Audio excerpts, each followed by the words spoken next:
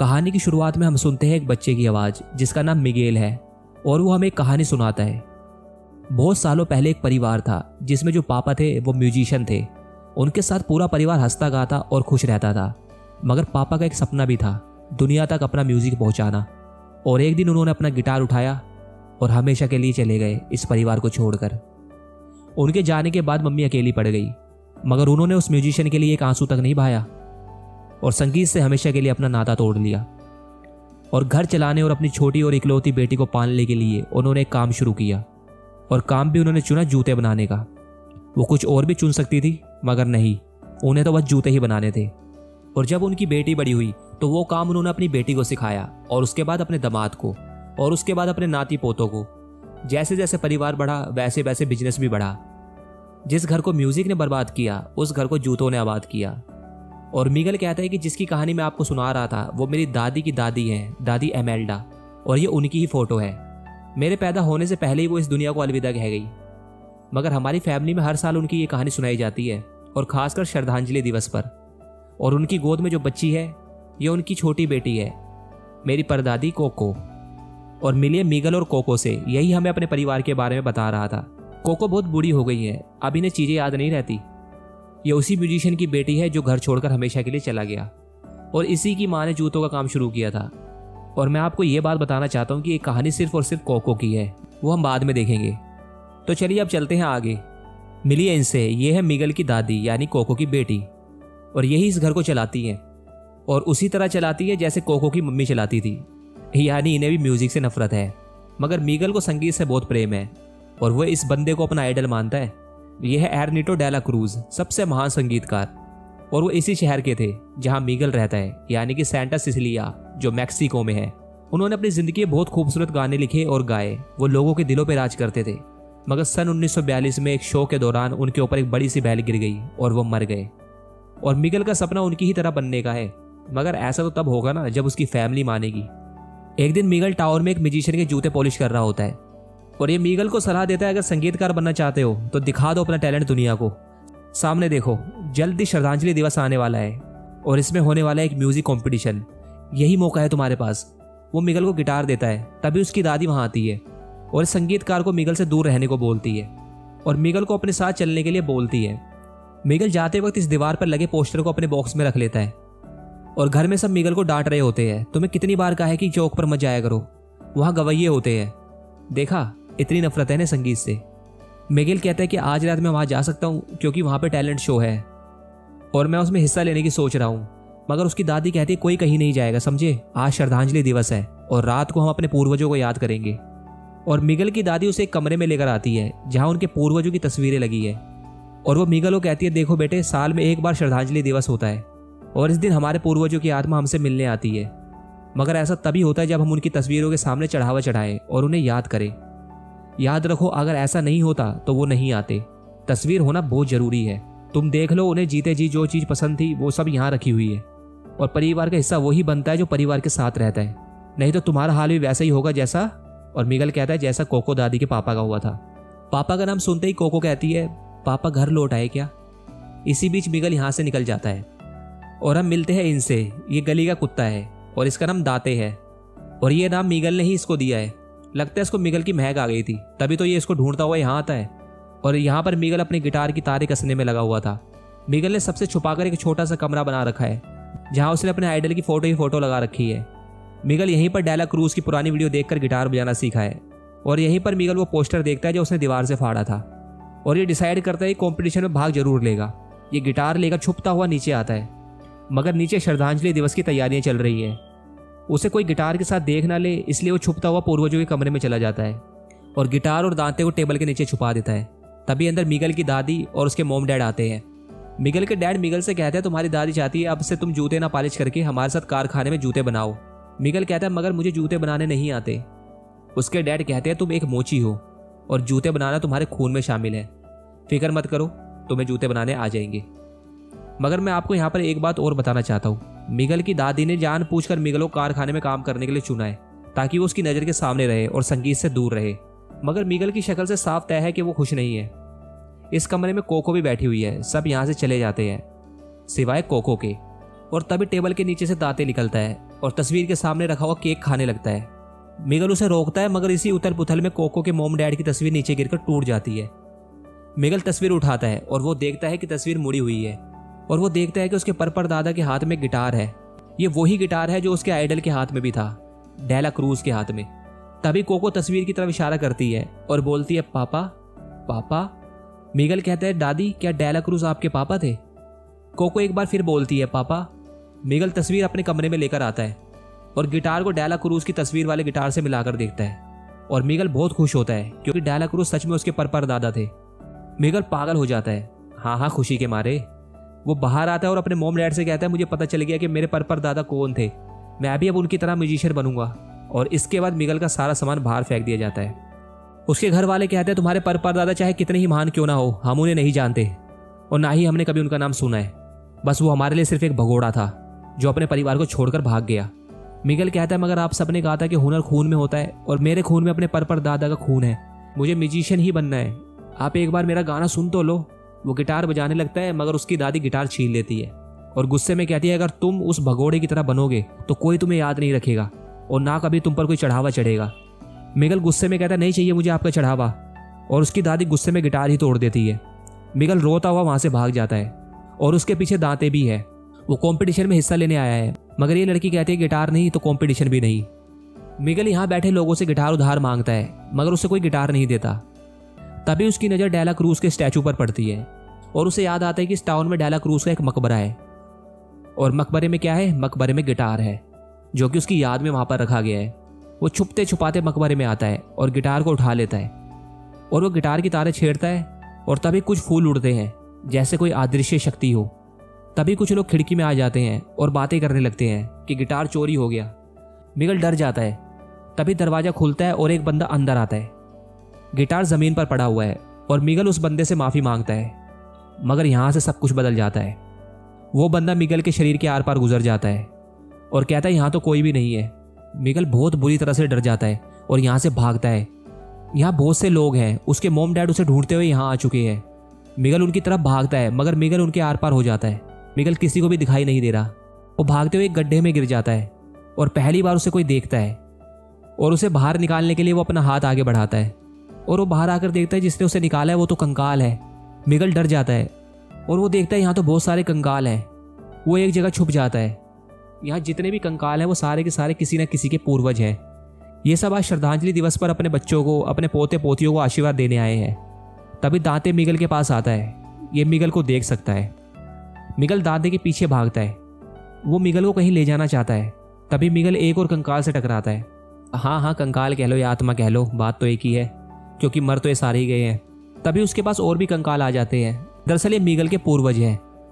ये वही सारे पूर्वज हैं जिनकी तस्वीर मिगल के घर में लगी हुई है।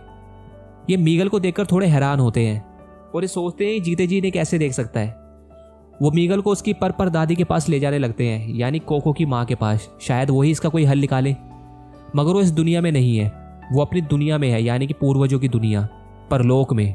और दांते और मिगल फूलों पर चलते हुए पूर्वजों की दुनिया में आते हैं और ये दुनिया सच में बहुत खूबसूरत है। मैं यहाँ पर आपको एक दो बात क्लियर कर देता हूँ। यहाँ एक काउंटर है जहाँ पर ये आत्माओं के चढ़ाए हुए चढ़ावे की जांच कर रहे हैं। ये वो चढ़ावा है जो इनके परिवार ने इन पर चढ़ाया था, और ये कंकाल ये चेक कर रही है कि इन आत्माओं के घर वालों ने इनकी तस्वीर घर पर लगाई है या नहीं, और उस पर चढ़ावा चढ़ाया है या नहीं। अगर उन्होंने ऐसा नहीं किया होगा तो ये अपने परिवार को नीचे देखने नहीं जा सकते। चलिए मैं ऐसे और क्लियर करके समझाता हूँ। इसको ऐसे समझो, अगर श्रद्धांजलि दिवस पर किसी के भी घर वालों ने अगर उनकी तस्वीरें नहीं लगाई जो मर गए हैं, या फिर उन्हें याद नहीं किया, तो ये नीचे उन्हें देखने नहीं जा सकते और ना ही उन्हें आशीर्वाद दे सकते हैं, जिसके कारण उनके पूर्वजों का इस दुनिया से नामो निशान मिट जाएगा। और यही हम लोग भी करते हैं। अपने दादा दादी, नाना नानी, माता पिता सबकी तस्वीर अपने घर में रखते हैं और उन पर चढ़ावा भी चढ़ाते हैं ताकि उनका आशीर्वाद बना रहे और वो जहाँ हैं वहीं पर खुश रहें। ये भी हमें यही दिखा रहे हैं। चलो अब आगे बढ़ते हैं। ये कंकाल स्कैनर के सामने आता है और ये कंकाल उसको स्कैन करती है, मगर इसका कोई रिकॉर्ड नहीं है। किसी ने इस पर चढ़ावा नहीं चढ़ाया और ना ही किसी ने इसकी तस्वीर लगाई, इसीलिए ये नीचे अपने परिवार को देखने नहीं जा सकता। ये कोशिश करता है कि ये उस फूलों के पुल को पार कर ले जो कि नीचे और ऊपर आने का एक रास्ता है, मगर ऐसा कैसे हो सकता है? ये आगे नहीं जा पाता। और यहाँ पर एक शिकायत विभाग भी है और मिगल के पूर्वज उसे वहाँ लेकर आते हैं।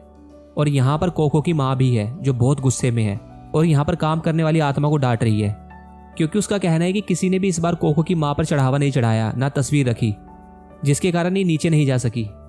मगर ये कहती है कि मेरा परिवार हर साल मेरी तस्वीर चढ़ावे के साथ रखता है। कुछ याद आया कि कोको की माँ नीचे क्यों नहीं जा सकती? इसलिए क्योंकि तस्वीर तो टूट गई थी और तस्वीर तो मिगल के पास है, तो ये नीचे कैसे जा सकती है? खैर, कोको की माँ मिगल को यहाँ देखती है और यहाँ पर काम करने वाला एक कंकाल इन्हें बताता है कि मिगल यहाँ पर इसलिए है क्योंकि उसने श्रद्धांजलि दिवस पर एक मरे हुए इंसान की चीज चुराई है, यानी कि गिटार, इसलिए उसको श्राप मिला है। जिस पर मिगल कहता है कि मैंने चुराया नहीं था, वो तो मेरे दादा का था। मगर बीच में कोको की माँ बोलती है, उस भांड के बारे में यहाँ बात मत करो, कोई लेना देना नहीं है हमारा उससे। और अब ये कंकाल उसको कहता है कि अगर तुम्हें श्राप से मुक्ति चाहिए तो तुम्हें अपने परिवार का आशीर्वाद लेना होगा, वो भी सूरज उगने से पहले, तभी तुम वापस जा सकते हो। मगर क्या होगा अगर सूरज उगने से पहले मिगल को आशीर्वाद ना मिले? तो वो भी कंकाल बनने लगेगा, जिसकी शुरुआत हो चुकी है। मगर दिक्कत की कोई बात नहीं है, क्योंकि मिगल का सारा मरा हुआ परिवार तो यहीं पर है, तो डर किस बात का है। ये कंकाल एक पंखड़ी कोको की माँ को देता है और कहता है कि कहो मिगल, मैं तुम्हें आशीर्वाद देती हूँ। कोको की माँ ऐसा ही बोलती है, मगर वो इसमें एक चीज़ और जोड़ देती है कि मैं तुम्हें आशीर्वाद देती हूँ, वापस जाओ और गाने बजाने से दूर रहो। पंखड़ी चमकने लगती है। ये आशीर्वाद मिगल को लेना ही पड़ेगा, और कोई रास्ता भी तो नहीं है। वो कहता है ठीक है, और वो पंखड़ी पकड़ लेता है। वो वापस नीचे आ जाता है, मगर ये अपना वादा तोड़ देता है और गिटार एक बार फिर से उठा लेता है और दोबारा वापस परलोक में आ जाता है। कोको की माँ मिगल पर बहुत गुस्सा करती है और कहती है तुमने सिर्फ 2 मिनट में अपना वादा तोड़ दिया। मिगल कहता है कि मैं म्यूजिक से दूर नहीं रह सकता, इसलिए वो अपने दूसरे पूर्वजों से आशीर्वाद मांगता है ताकि वो उसे म्यूजिक से दूर ना रखे। मगर मिगल को कोई आशीर्वाद नहीं देता। मिगल को सोचता है और कहता है मुझे बाथरूम आया है, मैं अभी आता हूँ। समझ में आया उसने क्या सोचा होगा? यही कि उसे अपने परदादी की आशीर्वाद की क्या जरूरत है, यहाँ पर उसके पर दादा भी तो होंगे। वो दांते के साथ अपने पर दादा को ढूंढने निकल पड़ता है और यहाँ वो उसी बंदे से मिलता है जो जबरदस्ती पुल पार करने की कोशिश कर रहा था, जिसका नाम हेक्टर है। मिगल कहता है मैं डेला क्रूज को ढूंढ रहा हूँ, मैं उनका पर पोता हूँ। मगर तभी मिगल के पूर्वज उसे देख लेते हैं। मिगल वहाँ से भागता है। कोको की बात सोचती है मैं क्या करूँ, और तभी वो बुलाती है एक रूही फरिश्ते को, जिसका नाम पैपीता है। कौन होते हैं रूही फरिश्ते? रूही फरिश्ते वो होते हैं जो रूहों को लेकर आते हैं। और वो पैपीता को मिगल की छुई हुई पंखड़ी सुंघाती है और वो मिगल को ढूंढने निकल पड़ता है। और यहाँ पर हेक्टर मिगल का रूम मुर्दों जैसा बना देता है ताकि कोई उसे पहचान ना ले। और वो मिगल से एक सौदा करता है। वो कहता है कि मैं नीचे जाना चाहता हूँ, मगर मेरी तस्वीर कोई रखता नहीं है, इसलिए मैं पुल पार नहीं कर सकता। तुम मेरी फोटो अपने पास रख लो ताकि मैं नीचे जा सकूँ, और बदले में मैं तुम्हें तुम्हारे पर दादा के पास पहुँचा दूंगा। मिगल मान जाता है। हर साल श्रद्धांजलि दिवस पर मिगल के पर दादा का एक म्यूजिकल शो होता है और इसके साथ ही वो इस दिवस का अंत करते हैं। मगर वहाँ उनसे मिलना पॉसिबल नहीं है क्योंकि बहुत भीड़ होती है। इसलिए हेक्टर कहता है मैं तुम्हें उनसे वहाँ मिलवाऊंगा जहाँ उनकी रिहर्सल होती है। हेक्टर मिगल को रिहर्सल हॉल में लेकर आता है, मगर यहाँ पर डेला क्रूज नहीं होता क्योंकि वो रिहर्सल पर कभी आता ही नहीं है। मगर यहाँ पर एक कंकाल कहता है अगर तुम डेला क्रूज से मिलना चाहते हो तो तुम कॉम्पिटिशन में भाग क्यों नहीं लेते। वो हर साल एक कॉम्पिटिशन रखता है और जो भी उस कॉम्पिटिशन को जीतता है वो उससे जरूर मिलता है। मिगल हेक्टर से कहता है क्या मुझे गिटार मिल सकता है, क्योंकि इसने डिसाइड कर लिया ये कॉम्पिटिशन में भाग लेगा। और यहाँ हेक्टर मिगल को एक कंकाल के पास लेकर आता है जिसके पास गिटार है, मगर ये गिटार देना नहीं चाहता। मगर ये कंकाल मिट रहा है। मैंने कहा था ना, जिनको कोई याद नहीं करता, कोई चढ़ावा नहीं चढ़ाता, उनका नामो निशान इस दुनिया से मिट जाता है। ये हेक्टर को कहता है अगर गिटार चाहिए तो मुझे कुछ गाकर सुनाओ। हेक्टर को गिटार तो चाहिए ही, वो उसे कुछ गाकर सुनाता है और हेक्टर बहुत ही खूबसूरत गाता है। मिगल ये देखकर काफ़ी खुश होता है और उसके बाद उस कंकाल का नामो निशान इस दुनिया से मिट जाता है। अब ये ना इस दुनिया में है ना उस दुनिया में, ये कहीं पर भी नहीं है और इसी को कहते हैं आखिरी मौत। और गिटार लेने के बाद ये यहाँ से चले जाते हैं। मिगल कहता है कि तुमने बताया क्यों नहीं कि तुम भी गा सकते हो। हेक्टर कहता है मैं और तुम्हारे दादा मिलकर गाने बनाया करते थे, मैंने ही तो उन्हें सब कुछ सिखाया है। मगर मिगल को यह मजाक लगता है, वो उनकी बात का यकीन नहीं करता और ये दोनों आते हैं कॉम्पिटिशन में भाग लेने। बारी बारी सब अपना म्यूजिक सुनाते हैं। अब बारी है मिगल की, और पहली बार मिगल ने गाया भी तो कहाँ पे, कंकालों के सामने। मगर मिगल ने गाना अच्छा गाया, लेकिन मिगल की फैमिली उसे ढूंढती हुई यहाँ आ चुकी है। मिगल हेक्टर को लेकर यहाँ से भागता है, मगर स्टेज पर अनाउंसमेंट होती है कि एक जिंदा लड़का अपनी फैमिली से छुपता फिर रहा है। हेक्टर को ये बात पता चल जाती है। हेक्टर कहता है कि तुमने तो कहा था कि तुम्हारे डेला क्रूज के सिवा कोई और नहीं है, मतलब कि तुम मुझसे झूठ बोल रहे थे। चलो मेरे साथ अपने परिवार वालों से आशीर्वाद ले लो और नीचे जाकर मेरी तस्वीर लगा लो, नहीं तो मैं कभी भी उस पुल को पार नहीं कर पाऊंगा। समझने की कोशिश करो मिगल, मैं भी मिट रहा हूँ और शायद मैं कल तक हमेशा के लिए मिट जाऊँ। मिगल कहता है वो म्यूजिक से नफरत करते हैं और मैं उनके साथ नहीं जाना चाहता। मैं अपने पर दादा का आशीर्वाद लेकर रहूंगा, तुम खुद गर्जो। और वह हेक्टर की तस्वीर फेंक देता है और यहाँ से चला जाता है। दांते मिगल को रोकने की कोशिश करता है, मगर मिगल उसकी भी बेइज्जती कर देता है और कहता है तुम कोई रूही फरिश्ता नहीं हो, सिर्फ आवारा कुत्ते हो, भाग जाओ यहाँ से। लेकिन कोको की माँ मिगल को ढूंढ लेती है। मिगल उनसे बचकर भागता है और उनसे कहता है आप मेरा बुरा चाहती हैं, मुझे सिर्फ म्यूजिक से खुशी मिलती है और आप उसे छीनना चाहती हैं। तभी कोको की माँ एक गाना गाती है और कहती कभी मुझे म्यूजिक से प्यार भी था। कोको के पापा साज बजाते थे और मैं गाती थी, सब कुछ सुंदर था। फिर एक दिन कोको पैदा हुई और उसके पैदा होने के बाद उसके सामने मुझे म्यूजिक भी छोटा लगने लगा। मुझे एक परिवार चाहिए था, मगर उस भगोड़े को सिर्फ शोहरत चाहिए थी, इसलिए उसने अपने परिवार को कुर्बान कर दिया और मुझे म्यूजिक से नफरत हो गई। मिगल कहता है मगर मुझे किसी को कुर्बान नहीं करना, ना परिवार को ना म्यूजिक को। परिवार तो होते ही साथ देने के लिए है, मगर आप कभी मेरा साथ नहीं दोगी। और वो वहाँ से चला जाता है और मिगल डेला क्रूज की पार्टी में किसी तरह पहुँचता है। यहाँ तो बहुत रश है और मिगल को डेला क्रूज तक जाने का रास्ता नहीं मिल रहा क्योंकि भीड़ बहुत है ना। और उसके दिमाग में एक आइडिया आता है, वो डेला क्रूज का गाना गाने लगता है और सबका ध्यान मिगल की तरफ जाता है। हाँ, डेला क्रूज का भी। मगर तभी वो पुल में गिर जाता है। डेला क्रूज उसे बाहर निकालता है। मिगल का असली चेहरा सामने आने लगा है। डेला क्रूज कहता है तुम तो वही जिंदा बच्चे हो जिसके बारे में यहाँ बातें चल रही है।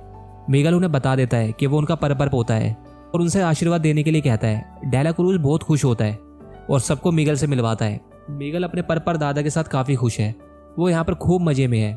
पार्टी खत्म होने के बाद डेला क्रूज मिगल को कहते हैं सुबह मेरा शो है, उसके साथ ही श्रद्धांजलि दिवस भी खत्म हो जाएगा, तुम चीफ गेस्ट बनकर मेरे साथ क्यों नहीं चलते।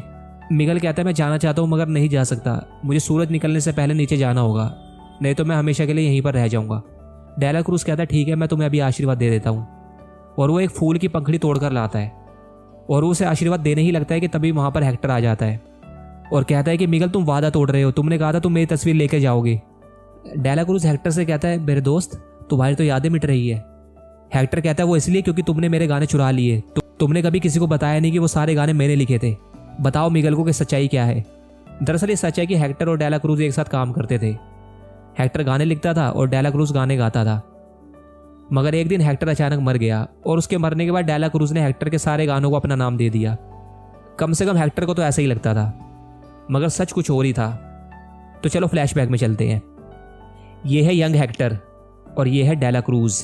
ये महीनों से म्यूजिक शो कर रहे थे। एक दिन हेक्टर को अपनी बीवी और बच्चों की याद आई तो हेक्टर सब कुछ बीच में ही छोड़कर अपने घर जाने की तैयारी करने लगा, जिस पर डेला क्रूज ने उसको रोकने की कोशिश की मगर हेक्टर नहीं माना। इस पर डेला क्रूज ने एक षड्यंत्र रचा। उसने हेक्टर को कहा कि मेरे साथ एक आखिरी जाम तो पी लो फिर चले जाना, दोस्ती के नाम। और उसी जाम में उसने हेक्टर को जहर मिलाकर पिला दिया। हेक्टर के मरने के बाद उसने उसके लिखे गानों की डायरी चुरा ली और डेला क्रूज बन गया एक महान सिंगर। हेक्टर को अभी सच्चाई पता चल चुकी है। वो डेला क्रूज पर हमला करता है और कहता है कि एक घर जाने की इतनी बड़ी सजा कि तुमने मुझे मार दिया। मगर उसकी सिक्योरिटी हेक्टर को पकड़कर बाहर ले जाती है। मगर सच्चाई तो मिगल को भी पता चल चुकी है, इसलिए डेला क्रूज उसे भी यहीं पर रोक लेता है ताकि वो नीचे जाकर उसकी असलियत किसी को बता ना दे। कितना बड़ा कमीना है ना ये। डेला क्रूज की सिक्योरिटी मिगल को एक तालाब में फेंक देती है। मिगल बाहर निकलता है और किसी को मदद के लिए बुलाता है क्योंकि ये तालाब बहुत गहराई में बना हुआ है, मगर कोई नहीं आता। समय बीतता जा रहा है और मिगल कंकाल बनता जा रहा है। हेक्टर भी यहीं पर है और हेक्टर भी मिट रहा है। वो मिगल को कह रहा है कि मेरी बेटी भी मुझे भूलती जा रही है, इसलिए हेक्टर पुल पार करके उसे देखना चाहता था। और हेक्टर कहता है आई लव यू कोको। ये कोको के डैड है, मिगल के पर दादा। इस फोटो में जो बंदा खड़ा था वो डेला क्रूज नहीं हेक्टर था, क्योंकि हेक्टर के मरने के बाद डेला क्रूज ने उसका गिटार भी चुरा लिया था। ये दोनों एक दूसरे से मिलकर काफ़ी खुश होते हैं। और ऊपर हम देखते हैं दाते और रूही फरिश्ते पर बैठी एमेल्डा को, यानी हेक्टर की पत्नी, जो हेक्टर से अभी भी नाराज है। वो उन दोनों को बाहर निकालती है और यहाँ पर मिगल दांते से कहते हैं कि तुम हमेशा से जानते थे कि हेक्टर मेरे पर दादा है, इसलिए तुम मुझे बार बार उनके पास ले जा रहे थे। तुम मेरे रूही फरिश्ते हो। और दांते रूही फरिश्ते के रूप में आता है। और वैसे भी कहते हैं ना कि कुत्ते रूहें देख सकते हैं। और ये अपनी फैमिली के पास आते हैं। मिगल एमेल्डा को सब कुछ सच बता देता है, मगर एमेल्डा कहती है कि मैं हेक्टर को माफ़ नहीं कर सकती क्योंकि हमें छोड़कर गया ही क्यों था। मगर हेक्टर की तस्वीर डेला क्रूज के पास है जो उसने मिगल से छीन ली थी। मिगल डेला क्रूज से वो तस्वीर वापस लेना चाहता है ताकि वो वापस जाकर उनकी तस्वीर को घर में लगा सके, ताकि हेक्टर का अंत ना हो। एमेल्डा मिगल की हेल्प करने के लिए मान जाती है। वो सब डेला क्रूज के वहाँ आते हैं। एमेल्डा अपने जूते से डेला क्रूज का मुंह तोड़ देती है। वो उसको 2 जूते मारती है। पहला जूता उसके पति का खून करने के लिए और दूसरा जूता मिगल को परेशान करने के लिए। डेला क्रूज को यह पता चल जाता है कि हेक्टर का पर पोता है, उसका नहीं। उसकी जेब में हेक्टर की तस्वीर है, डेला क्रूज यहाँ से भागता है, सब उसके पीछे भागते हैं। एमेल्डा डेला क्रूज से तस्वीर छीनने में कामयाब हो जाती है, मगर इस भाग दौड़ में वो गलती से स्टेज पर पहुंच जाती है। यहाँ डेला क्रूज का शो होने वाला है। इस दुनिया के सारे कंकाल यहीं पर है। सब एमेल्डा को देख रहे होते हैं। मिगल एमेल्डा को गाना गाने के लिए कहता है। वो गाने लगती है। ये वही पुराना गाना गाती है जो कभी उसने अपने पति के साथ गाया था। सबको वो गाना काफ़ी पसंद आता है। एमेल्डा गाना गाकर भागती हुई हेक्टर के गले लग जाती है और कहती है, मुझे हमारे पुराने दिन एक बार फिर से याद आ गए। देखा, सिर्फ नाराजगी होती है, प्यार करने वाले नफरत नहीं कर सकते। और एक बार फिर से एमेल्डा और हेक्टर करीब आ जाते हैं और वो पंखड़ी लेकर मिगल को हेक्टर की फोटो के साथ वापस नीचे भेजने लगते हैं। और अब एमेल्डा को मिगल के गाना गाने से कोई भी दिक्कत नहीं है, मगर तभी डेला क्रूज मिगल को जाने से रोक लेता है। वो उसको ऊपर से नीचे फेंकना चाहता है। हेक्टर उसे रिक्वेस्ट करता है कि वो ऐसा ना करे। इसी दौरान हेक्टर की फैमिली यहाँ लगे कैमरे को ऑन कर देती है और सारी पब्लिक को डेला क्रूज का सच पता चल जाता है, जो उसने खुद कबूल किया है। मगर वो मिगल को ऊपर से नीचे फेंक ही देता है, मगर रूही फरिश्ता मिगल को बचा लेता है। मगर इस बीच मिगल के हाथ से हेक्टर की तस्वीर छूट जाती है और नीचे पानी में गिरकर खराब हो जाती है। और यहाँ पर डेला क्रूज स्टेज पर आता है। पब्लिक डेला क्रूज को गालियाँ दे रही है क्योंकि अब ये सब उससे नफरत करते हैं। तभी यहाँ रूही फरिश्ता आता है और डेला क्रूज को उठाकर ले जाता है और एक बड़ी सी बैल पर उसे उठाकर फेंक देता है। वो बैल डेला क्रूज पर एक बार फिर से आकर गिरती है। जब वो जिंदा था तब भी वो ऐसे ही मरा था। और यहाँ हेक्टर बस मिटने ही वाला है। कोको उसे भूलती जा रही है। मिगल रोने लगता है, मगर हेक्टर कहता है, जाओ घर जाओ। और कोको को कहना, मैं उससे बहुत प्यार करता हूँ। ये दोनों मिगल को आशीर्वाद देते हैं और मिगल घर वापस लौट आता है। मिगल भागता हुआ सीधे कोको दादी के पास आता है। मिगल कोको को हेक्टर का गिटार और उसकी फटी तस्वीर दिखाता है और कहता है, मैं उनसे मिलकर आया हूँ। मगर कोको कोई रिस्पॉन्स नहीं करती। तभी पूरी फैमिली अंदर आ जाती है। मिगल के पास अब सिर्फ एक ही रास्ता है। वो गिटार उठाता है और कोको को वो गाना सुनाता है जो हेक्टर ने कोको के लिए लिखा था। गाने का नाम था रिमेंबर मी, यानी भूल मत जाना। कोको इस गाने को सुनकर रिस्पॉन्स करती है और वो खुद भी इस गाने को गाने लगती है और मुस्कुराती हुई मिगल से कहती है, मेरे पापा मेरे लिए गाना गाते थे। इमोशनल सीन है, सबकी आंखों में आंसू है। मिगल कहता है, दादी आपके पापा आपसे बहुत प्यार करते थे। कोको एक किताब निकालती है जिसमें हेक्टर की लिखी हुई चिट्ठियां होती है और उस तस्वीर का फटा हुआ हिस्सा भी जिसमें हेक्टर का चेहरा था। मिगल और कोको गले लगते हैं और यहीं से कहानी जाती है 1 साल आगे। डेला क्रूज को अब कोई नहीं चाहता। सबको पता चल चुका है कि वो सारे गाने हेक्टर ने लिखे थे, ना कि डेला क्रूज ने। मगर ऐसा कैसे हुआ? सिर्फ एक बच्चे की बात कोई क्यों मानेगा? ऐसा नहीं है। जो चिट्ठियां कोको के पास थी, उस हर एक चिट्ठी में हेक्टर कोको को गाना लिखकर भेजता था। गाने तो बाद में बने और ये साबित हो गया ये चिट्ठियां असली हैं। और अब सब लोग हेक्टर के घर वो चिट्ठियां देखने आते भी हैं। आज श्रद्धांजलि दिवस है और घर में कोको की और उसके मॉम डैड की तस्वीरें भी लगी हुई हैं। हाँ, कोको अब इस दुनिया में नहीं रही। चलो फिर क्या हुआ, हम तो दूसरी दुनिया में जा सकते हैं, वहीं चलते हैं। ये कंकाल हेक्टर को एक बार फिर से स्कैन करती है और इस बार उसे हेक्टर की तस्वीर लगी मिल जाती है। हेक्टर बाहर आता है और कोको को गले लगा लेता है। ये तीनों अब एक साथ खुश हैं। कहाँ बिछड़े और कहाँ आकर मिले। ये पूरी फैमिली मिलकर पुल के पार जा रही है अपने पूरे परिवार को आशीर्वाद देने। और ये दोनों रूही फरिश्ते भी अपना रूप बदलकर नीचे आते हैं। डांटे कुत्ते के रूप में है, जो हमेशा से ही था, और पैपीता बिल्ली के रूप में है। और यहाँ पूरी फैमिली एक साथ खुशियां मना रही है। ठीक है, जो जिंदा है वो मरे हुए को देख नहीं सकते, मगर वो जानते हैं उनके पूर्वज उनके आसपास ही होते हैं। इस परिवार को जोड़ने वाला मिगल नहीं था, इस परिवार को जोड़ने वाली कोको थी, जिसने कभी भी अपने डैड को बुलाया नहीं। तो बस फिर यही होता है इस खूबसूरत मूवी का अंत।